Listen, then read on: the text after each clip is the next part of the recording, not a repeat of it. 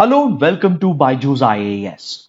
Let's take up the analysis of today's The Hindu newspaper by looking at an editorial from page number 6. This article deals with the topic of vaccine passports.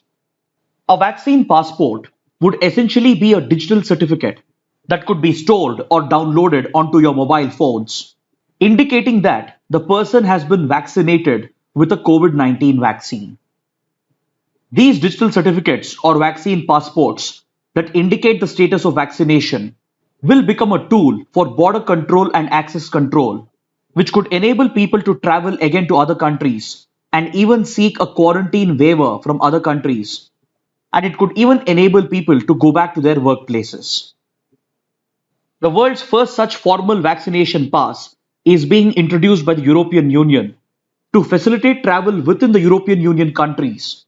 And unofficially, this vaccine passport is being referred to as the Green Pass.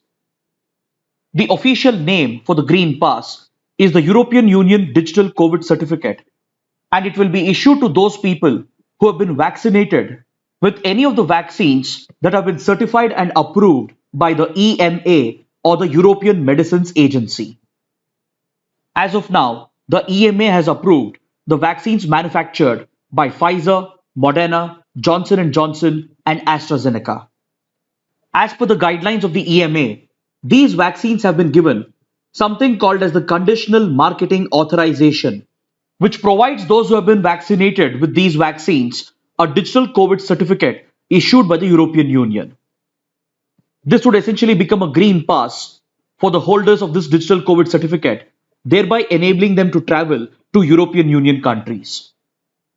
Now, this digital COVID certificate of the European Union has become highly controversial, and it has registered strong opposition from several countries around the world because it excludes many countries and several other vaccines even though they have been approved by the WHO. For example, the Green Pass system of the EU excludes both of India's vaccines, that is Covishield, which is manufactured by the Serum Institute of India, and as well as India's indigenous vaccine, the Covaxin, developed by Bharat Biotech. While it's understandable why Covaxin has been excluded, because Covaxin is yet to be approved by the WHO, there was no reason for the European Union to exclude Covishield, which is a licensed version of the same vaccine developed and manufactured by AstraZeneca. On similar lines, the European Union has also excluded Russia's Sputnik, China's Sinovac, and the policy is also designed to exclude African countries which are reliant on the COVAX facility, for which the India manufactured Covishield is the backbone of Africa's vaccination program. So the editorial is of the opinion that by seeking to exclude these countries and these vaccines, the developed Western countries are clearly promoting vaccine inequity and enabling discrimination against developing countries and a few select countries. And the editorial even correctly points out that there is a subtle hint of racism in this policy of the European Union. Because all the vaccines that are being considered under the digital COVID certificate are the ones that have been manufactured and used in the Western countries.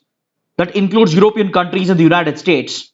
And it appears to have been designed to exclude countries like India and the vaccines being used in India, along with the exclusion of Russia, China, and African countries. The editorial fears that such discriminatory vaccine passports will only further widen the divide between the developed and the developing nations with regard to vaccination. And if border controls are designed based on such vaccine passports, it will further lead to discrimination against the developing nations. Because as vaccination scales up, especially in the developed West, those governments are going to tighten their border controls in order to prevent the entry of new variants into their countries. And travelers from developing nations, such as Indian travelers in particular, will be at great risk and disadvantage because first of all, Indian travelers have been prohibited from most European countries as a result of the Delta variant which was found in India first, which has led to sweeping travel restrictions against Indian travelers. And upon that, India's indigenous vaccine Covaxin has not received WHO's approval yet. And upon this, even if Covishield is excluded by European countries, it would further restrict travel and work access to Indian travelers, thereby leading to their discrimination in the developed West. So considering this discriminatory vaccine passport policy of the European Union, India has registered a strong protest, and it has even threatened the European countries and the European Union with reciprocal action of imposing quarantine measures on European travelers to India. But however, fortunately, these guidelines of the EMA, they're not entirely binding on the European Union countries, and each individual country is free to allow other vaccines as well. And as a result, few European countries have agreed to accept India's Covishield and as well as India's Covaxin. For example, the East European country of Estonia has accepted both Covishield and Covaxin. Other countries like Austria, Germany, Greece, Iceland, Ireland, Spain, Switzerland, Netherlands, and Slovenia, even they have accommodated India's concerns, and they are ready to lift the hurdles for Indian travelers who have been vaccinated with Covishield. But one thing that India can learn from this experience is that as Western countries are going to vaccinate more of their population, they are going to tighten their border controls, and they will be using such vaccine passports as a tool for this purpose. If the passport policy is discriminatory, it will end up affecting travelers from developing countries like India, and hence the only way out for India is to speed up its own vaccination drive.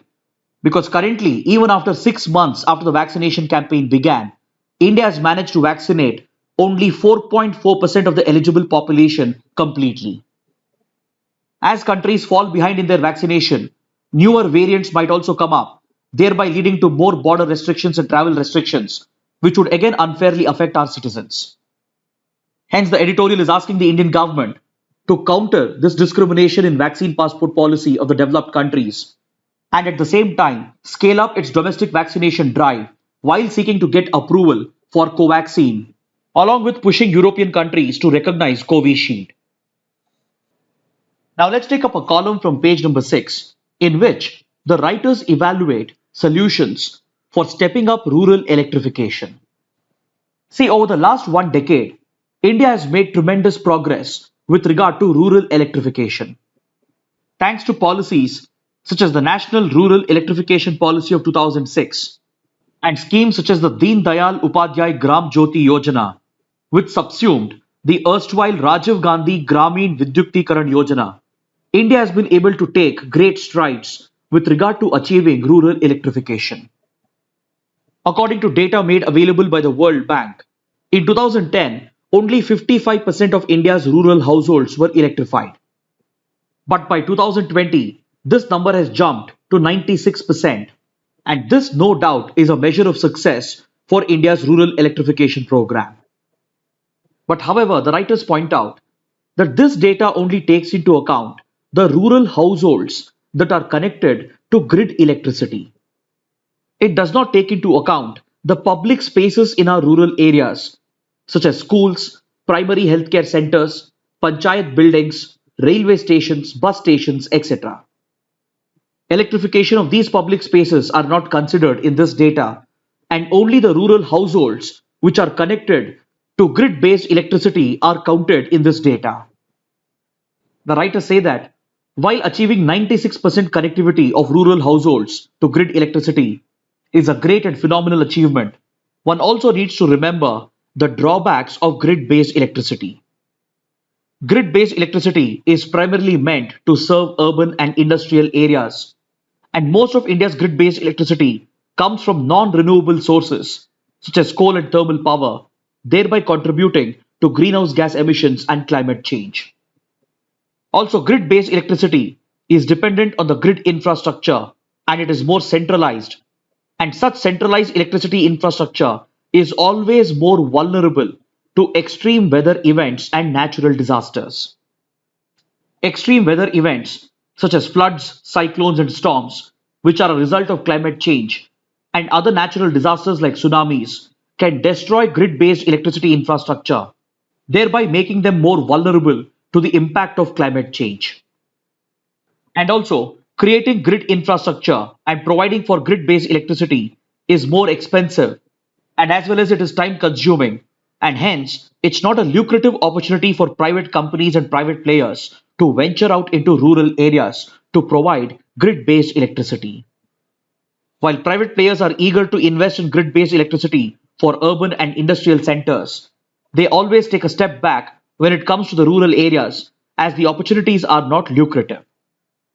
In this regard, the writers refer to a recent decision of the Rajasthan Electricity Regulatory Commission, which has provided for a new way forward to electrify India's rural areas, especially the public spaces in the rural areas.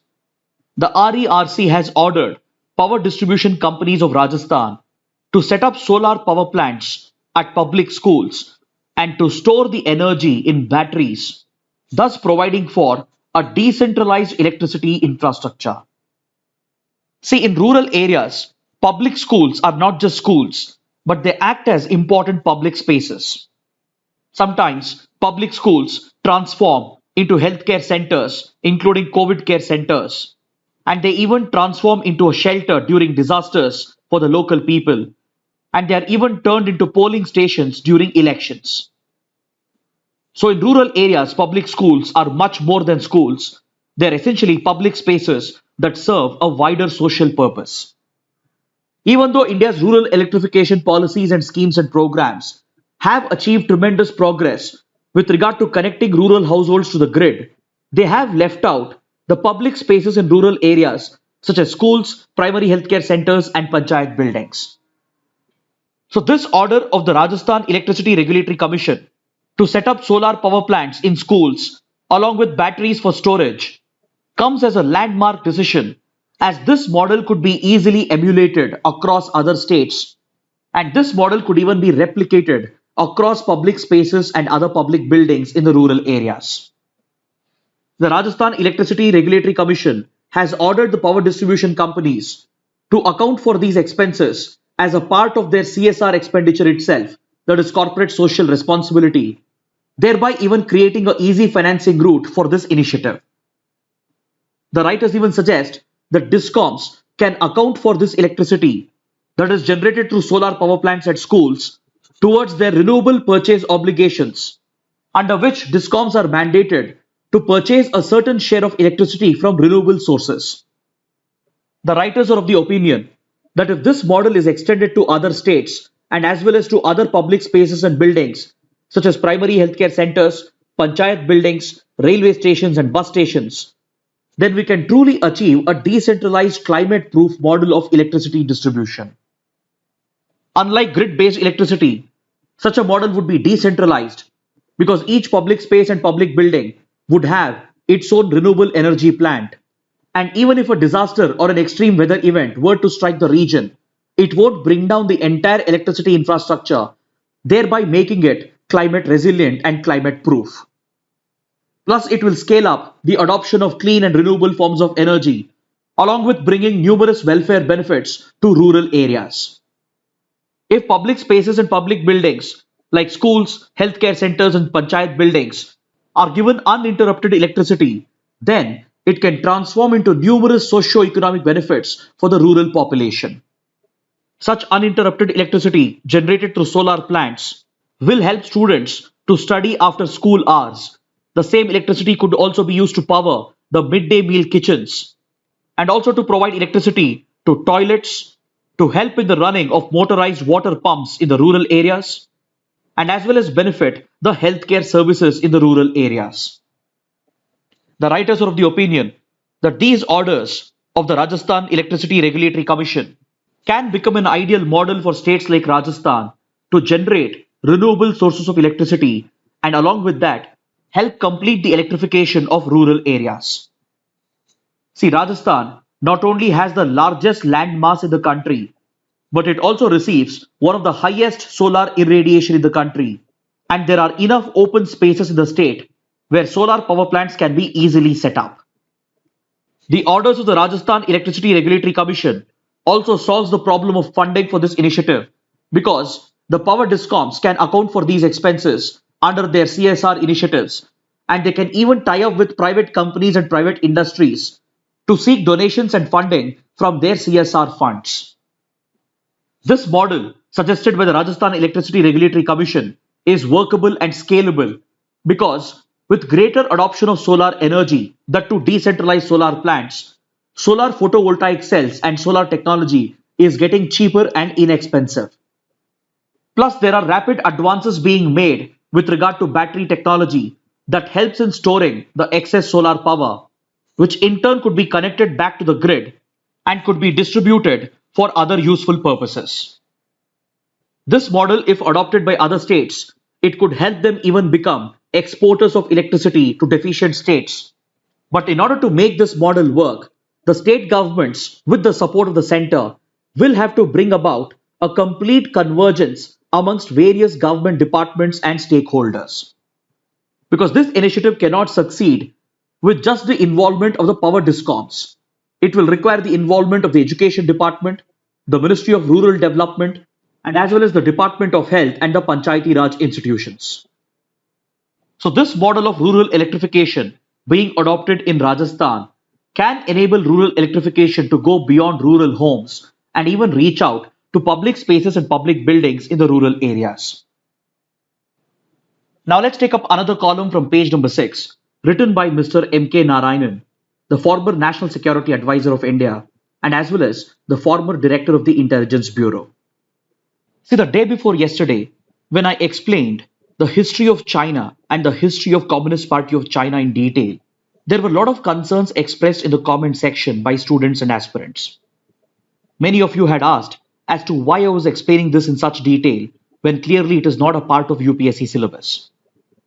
So this article by Mr. M.K. Narayanan will help you understand why the history of China and the history of the Communist Party of China is important for India, including for our examinations.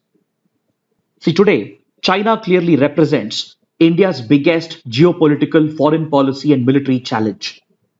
So we can no longer afford to have a superficial understanding of China and its decision-making mindset. Every now and then, the Chinese state and the CPC has behaved in an erratic manner, and this can be seen throughout history. And to understand China's decision-making mindset and why China behaves so aggressively at certain points of time, you need to look deep into China's complex history, its past, and its insecurities. Because this is where the answers lie, and hence, for the government of India and for India's policy makers and strategic thinkers, and more importantly for UPSC aspirants as well, it's very important to understand China's history, past, and its insecurities in detail in order to develop a more in-depth understanding of China and its mindset. Of late, several strategic thinkers, including M.K. Narayanan, have pointed out that it is high time for the Indian establishment to develop a deeper understanding of China's culture, its history, and its mindset. Because the explanation for its erratic, aggressive behavior lies in its history and in its insecurities. See, last year, when the border tensions escalated between India and China, and when it resulted in the Galwan clashes, where quite a few Indian soldiers were martyred, several simplistic explanations were provided by strategic thinkers. Because at that point in time, India and China were actually enjoying very good relations. Prime Minister Modi and President Xi Jinping, they even enjoyed a great personal equation and chemistry with each other. Prior to 2020, two important informal summits had taken place at Wuhan and at Mamlapuram, which had actually brought India and China closer. So when the border tensions escalated in the Ladakh sector last year, and when the Galwan clashes took place, India naturally felt betrayed because India wasn't expecting this behavior from China. We even have several border agreements in place to prevent such escalations, but China deliberately chose to not oblige by these commitments, thereby dragging out the crisis for several months. And even after talks and consultations took place, China has only carried out a partial disengagement today, and the ground situation in Ladakh has more or less turned into a stalemate. Recent media reports and as well as India's intelligence reports indicate that China has been strengthening its positions in Ladakh, and instead of the promised disengagement and de-escalation, China has been building up its position with greater deployment of troops, along with the creation of necessary military infrastructure.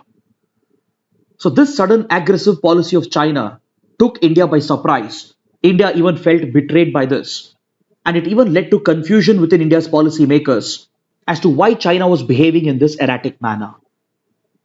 Just months before these incidents, China was being very close to India, but all of a sudden, it became aggressive and stepped up these tensions. So initially, several experts pointed out that this could be China's retaliation against India for getting closer to the United States. They saw this as a part of the equation of the ongoing new Cold War between US and China, and they saw this as an outcome of India's increasing strategic alignment with the United States and the focus of these countries on the Indo-Pacific region through groupings such as the Quadrilateral. China's decisions were even attributed to India's rising military capabilities along the line of actual control, which might have pushed China to teach India a lesson. But India's former NSA, who has a deep understanding of China, clearly points out that this is a result of our superficial understanding of China and its mindset.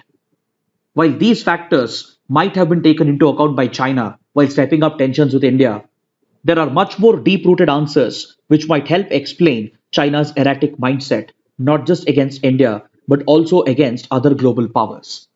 The answer to this lies in China's history, its past, and in its insecurities. See, right now, almost every major power in the world has started expressing concern about China's aggressive rise. Just recently, we have seen the stand taken by countries like US and European countries against Chinese aggression. If you look at the statements of the G7 and the NATO, it becomes very clear that the Western world has taken a stand against China and there is an increasing Cold War between them. Then we are also aware of China's aggressive behavior in the South China Sea and across the Indian Ocean as well. And even internally, China has become very aggressive with regard to its internal disputes and conflicts. And it doesn't hesitate to violate human rights and oppress its own people in order to stabilize the country. Be it the Xinjiang region and the way in which it has oppressed the Uyghur Muslim minorities, or be it the way in which it has oppressed the pro-democracy movement in Hong Kong and stifled democratic rights, or be it its aggressive behavior on issues concerning Tibet and Taiwan.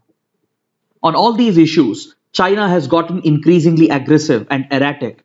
And if you particularly look at its latest aggressive policy against India, it cannot be simply explained by India's growing closeness with the US and India's membership of the Quadrilateral. So the writer takes the help of China's history and the complex past of the Chinese Communist Party to explain and point out the possible internal crisis that might be going on within the Communist Party of China. The writer is of the belief that China's erratic mindset and aggressive behavior could be a result of inner party tensions within the CPC, and it could be a route through which the Chinese leadership is distracting attention in order to consolidate power within the party and to fight back against any internal dissent and opposition within the CPC. Because such patterns have repeated in the past as well. The writer takes us back to 1950s and 1960s to explain how Mao Zedong's aggressive behavior against India, which took India by surprise, led to the 1962 conflict. See, through the 1950s and 60s, India and China were actually pursuing peaceful relations, and leaders on both the sides, like Nehru and Zhou Enlai, had signed the historic Panchsheel Agreement, thereby laying a new foundation for the relationship. And the phrase Hindi Chini bye bye had become equally popular on both the sides. So even as relations are actually improving, Mao Zedong deliberately chose to step up tensions against India concerning border issues, especially the validity of McMahon Line, which eventually led to the 1962 conflict. Even then, the Indian leadership was confused as to why China betrayed India. Today, as the writer correctly points out, the answers lie in China's internal problems, and Mao Zedong was just trying to create a distraction to fight off dissent and opposition within his party.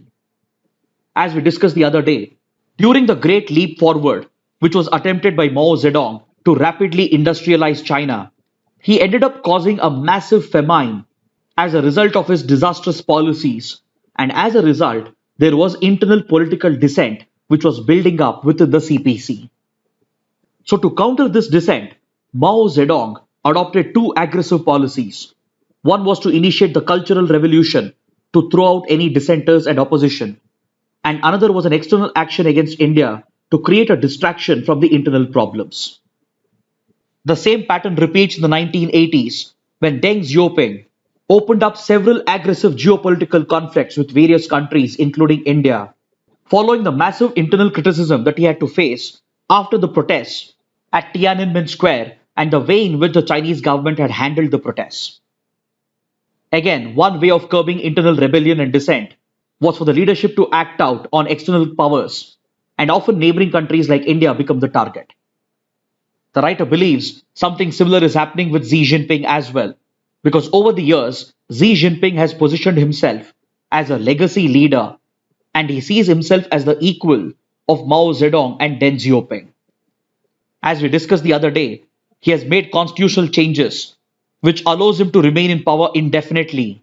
And over the last few years, he has been trying to consolidate his position and his power by projecting an aggressive image of China. He has envisioned China as a global superpower and taken up ambitious initiatives such as the Belt and Road Initiative. And under his leadership, China has been making a constant effort to project itself as the world's most superior economic and military power. But these ambitions of Xi Jinping has run into a lot of troubles. And this aggressive rise of China has not only been challenged by the United States, but it has also led to internal criticism of his policies. The writer has reasons to believe that within the CPC, there are several leaders who believe in peaceful coexistence instead of aggressive confrontation with global powers and neighbors. And most likely, to fight off this internal dissent and opposition, Xi Jinping might have deliberately chosen to act out against India by opening up a new conflict in the Ladakh sector in order to project an image of strength and as well as to create a distraction from these inter-party tensions. So it is in this backdrop that it's very important for Indian leaders and for India's strategic establishment and even for aspirants to gain a deeper understanding of China's complex history, past, and insecurities. As India's former Foreign Secretary Vijay Gokhale recently pointed out, it's no longer enough for Indians to have a superficial understanding of China. We need to develop a deeper understanding of China's history and its culture, and only then would the government and the leaders, including diplomats and bureaucrats, would be in a better position to predict China's mindset and erratic behavior. Now let's take up another editorial from page number 6, which deals with the topic of digital divide, which has emerged in India's education sector, which has been especially aggravated after the pandemic. See, as education has largely shifted online to virtual classes, the lack of access of both students and teachers to internet and electronic devices such as mobile phones, computers, and laptops, accompanied with their poor digital literacy, has created a major digital divide in India's education sector. See, prior to the pandemic, the Ministry of Education had brought out an initiative known as UDISE Plus. It stands for Unified District Information System for Education Plus. Under this initiative, the Ministry of Education was focusing on adequate infrastructure creation in schools and educational institutions.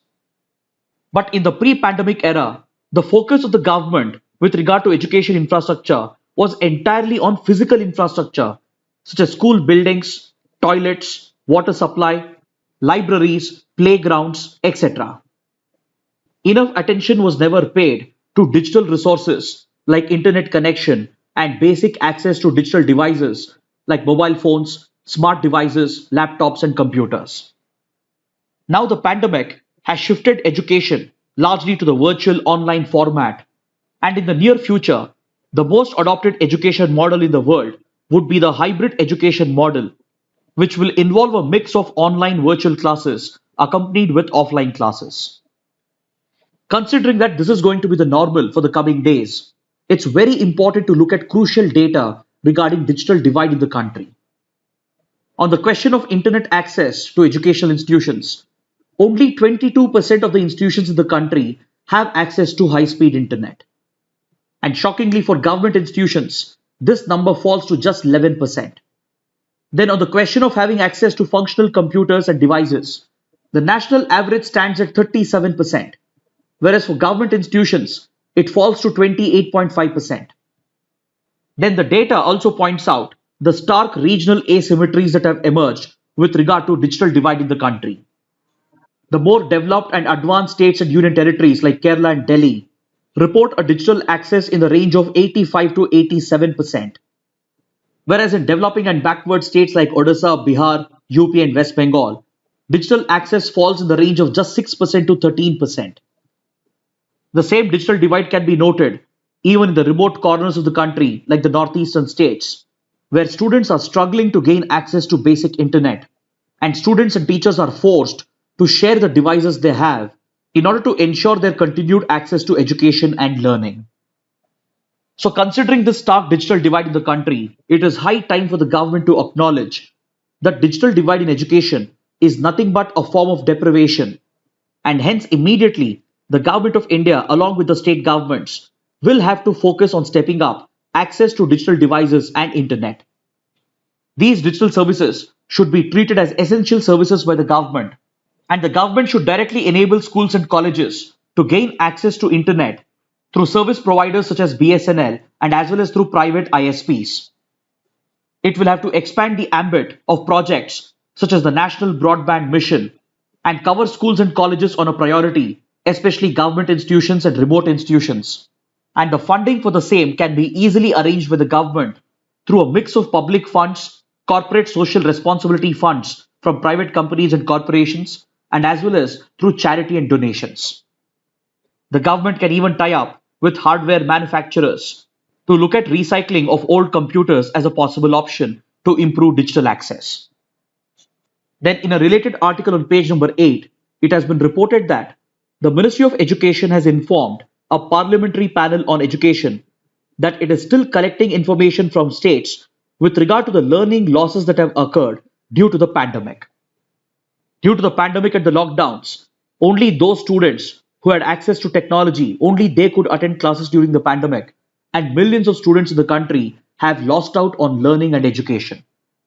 So center and the states are trying to estimate the extent of learning losses that has occurred since the pandemic broke out, and the center has informed the parliamentary panel that it is still awaiting data on this from the state governments.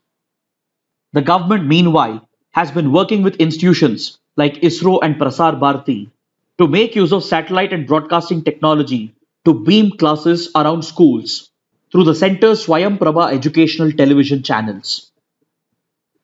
Now let's look at the mains practice questions. The first question: examine the emerging inequities and discrimination in vaccine passports.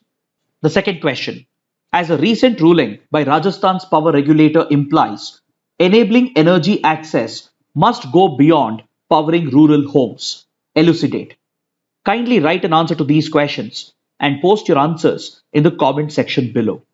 So this concludes our discussion for today. Thanks for watching.